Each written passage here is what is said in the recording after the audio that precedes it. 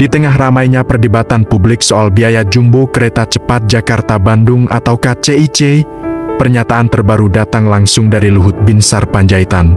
Dalam sebuah video yang kini viral di media sosial, Luhut menegaskan bahwa proyek KCIC masih berjalan aman dan tidak membebani anggaran pendapatan dan belanja negara atau APBN. Menurut Luhut, tudingan bahwa proyek ini menggerus keuangan negara adalah keliru dan tidak berdasar. Ia bahkan menantang pihak-pihak yang menyebarkan isu tersebut untuk melihat data dan laporan keuangan KCIC secara transparan.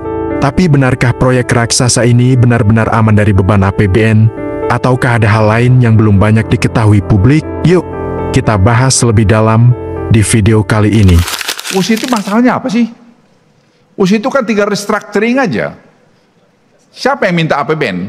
Tak ada yang pernah minta APBN. Restructuring, saya udah bicara dengan Cina karena saya yang dari awal mengerjakan itu, karena saya nerima sudah busuk itu barang, kemudian kita coba perbaikin, kita audit BPKP, kemudian kita berunding dengan Cina, dan Cina mau untuk melakukan, tapi kemarin pergantian pemerintah agak terlambat, sehingga sekarang perlu nunggu Kepres supaya timnya segera berunding, dan sementara Cinanya sudah bersedia kok, nggak ada masalah. Apa yang nggak bisa diselesaikan kalau kita kompak? Dengan data-data, waktu itu masih zaman yang lalu, kita dari Menteri Keuangan yang lalu, dengan pihak Tiongkok, kita waktu itu saya masih di Marves, itu kita selesaikan kok. Sama dengan LRT, LRT ini apa enggak masalah? Masalah. Kita restructuring, kan beres. Ini juga sama. Kenapa terus bilang ada nanti kita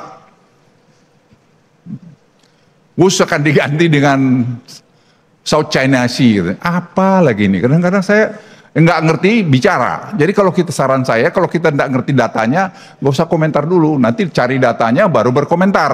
Nah, baru enak. Karena kalau tidak, atau mungkin cari popularitas murahan, ya silakanlah kalau itu sih. Tapi saya pikir kita harus mendorong pemerintah ini kompak, solid untuk melakukan pembangunan ini. Basisnya data. Saya bilang silakan datang ke saya, nanti saya jawab. Apa masalah? Cina itu hanya bilang kita akan mau terus sampai ke Surabaya kalau kalian tadi menyelesaikan masalah restructuring ini segera. Saya bilang waktu ke Cina 3 bulan lalu, oke, tapi tinggal nunggu Kepres supaya timnya dikerjakan. Tadi kemarin saya sudah bilang sama Pak Rosan, saya bilang Rosan segera aja bikin itu, orangnya ini, kalau bikin Kepresnya, ya dia bilang saya bicara Presiden. Jadi teman-teman sekalian, tidak ada yang nggak bisa diselesaikan. Negara sebesar ini, kewenangan di Presiden, sepanjang kita kompak, apa sih? Itu bisa selesaikan. Jadi saya tidak melihat juga masalah yang lain. Kita sudah bikin preliminary study mengenai WUS ini sampai ke mana? Ke Surabaya. Karena studi juga, saya selalu basisnya studi. Jawa ini akan menjadi kota pulau. Jadi transportasi itu harus dibutuhkan sampai ke Surabaya. Dari Bandung masuk tadi ke Kertajati ke mana Purwokerto, Purworejo, terus Cilacap terus kemudian Solo terus ke Surabaya. Dan kita sudah tahu juga mengalami pelajaran daripada Jakarta Bandung, kita jangan bikin banyak tunnel karena tunnel yang mahal. Kita juga jangan banyak pembebasan tanah. Untuk itu apa? Kita align aja, sejajar aja dengan tadi jalan kereta api atau jalan mobil yang ada. Jadi Bapak Ibu sekalian, sebenarnya tidak ada yang tidak bisa kita selesaikan. Bagaimana menurut kalian guys? Percayakah kalian dengan ucapan Luhut ini? Bau-baunya kok busuk ya? Saya akan ajak kalian untuk melihat analisa dari Bosman Mardigu bagaimana tanggapan beliau tentang masalah kereta cepat khas ini. Tidak heran Pak Menkyu mengangkat masalah KCIC, WUS, dan menolak membayar utang KCIC dari APBN. Lalu bagaimana ke depannya? Apa yang terjadi dengan Tiongkok yang membiayai proyek WUS? Akankah WUS akan diangkut balik oleh Tiongkok, disita, atau akan dibawa ke arbitras internasional atau hukum internasional, atau jadi masalah sang mantan dalam hal kebijakan yang merugikan negara atau tindakan untuk tidak membayar oleh Pak Menkyu jangan-jangan adalah penyelamat untuk sang mantan.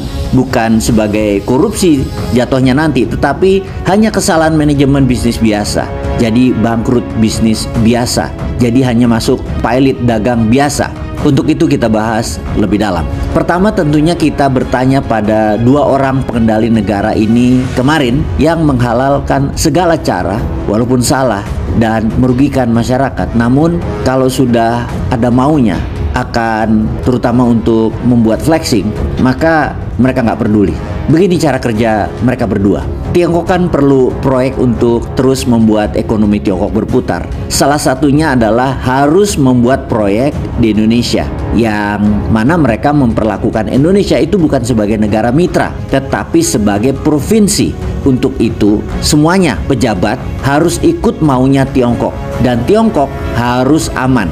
Tentunya untuk hal itu terjadi, Tiongkok pasti menjanjikan sesuatu, kickback kek, dana balik kek, komisi kek, kepada pejabatnya. Pasti, nggak mungkin nggak. Itu ciri Tiongkok kalau berdagang. Lalu, agar aman, maka negara Indonesia harus membuat perlindungan. Yaitu pertama, proyek harus pakai APBN, dalam hal ini KIA. Karena BUMN Indonesia adalah milik negara dan negara berbisnis, maka APBN adalah garantornya. Sehingga WUS harus dilindungi KAI, BUMN, dan APBN. Ini adalah kejahatan berencana berlapis di awal dari dua tokoh utama negara Indonesia ini dulu. Di sini lembaga anti korupsi dunia melihat indikasi pasti ada kickback, pasti ada uang yang balik. Walaupun ini hanya tuduhan sumir, namun mens reanya terindikasi. Apa itu indikasi kejahatan berencana itu?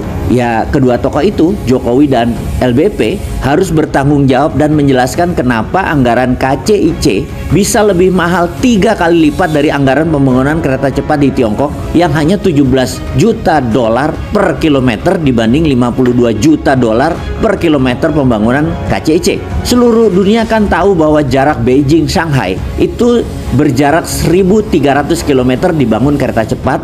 Itu medannya sangat berbukit, turun naik, cadas, keras, dan dibangun dengan biaya 22 billion dolar atau kurang lebih 17 juta dolar per kilometernya. Bus Jakarta Bandung itu sekitar 150 km, namun biayanya hampir 8 billion dolar atau 116 triliun rupiah atau 52 juta dolar per kilometernya, sementara lahannya datar, murah, dan mudah. Tidak ada yang aneh-aneh bentuk lahannya dan praktis tantangan engineeringnya. Pekerjaan sipilnya semua jauh di bawah medannya Beijing Shanghai. Markup gila-gilaan itulah yang membuat KAI merugi. Isinya kalau 100% dipakai dan bayar pakai harga sekarang, sampai kiamat nggak akan terbayar hutang tadi. Karena untuk membayar fixed cost overhead saja sudah merugi itu WUS. Namun kita tahu seorang narsistik kan sangat manipulator. Jadi dia harus membuat story bahwa WUS menghilangkan kemacetan yang nilainya merugikan negara 65 triliun. Dan kalau hal ini dikatakan, hanya orang dungu yang percaya. Dan yang mengucapkannya ya orang bajingan dungu. Jumlah kendaraan di Jabodetabek itu adalah 23,3 juta kendaraan yang terdiri dari 19,4 juta motor dan 3,9 juta mobil. Sementara kapasitas WUS adalah 600 orang sekali jalan. Sehari 62 kali traffic bolak-balik, atau dalam setahun adalah 13.500 orang atau rute, dibandingkan dengan pergerakan 23,3 juta kendaraan dikalikan 365 hari adalah 8,5 miliar pergerakan manusia. WUS bukan solusi, bos. WUS proyek merugi untuk flexing dan menguntungkan Tiongkok. Ini proyek kalau ada yang untung pasti ada cuan yang dibagi balik. Kalau lihat dari semangat dua orang pejabat tadi, maka netizen curiga harga naik 3 kali lipat, nggak mungkin dong nggak dapat tendangan balik atau kickback. Makanya kita nanya, makanya Purbaya nggak mau bayar, makanya Danantara juga nggak mau bayar, makanya KAI juga nggak mau bayar, makanya pasti Tiongkok akan kejar dua orang ini. Makanya ada 2 jam pertemuan kemarin antara sang mantan dengan presiden. Makanya nggak heran mantan jadi panik, makanya nggak heran buzzer mulai kerja lagi, makanya Termul mulai teriak-teriak, makanya netizen jadi geras sama mantan.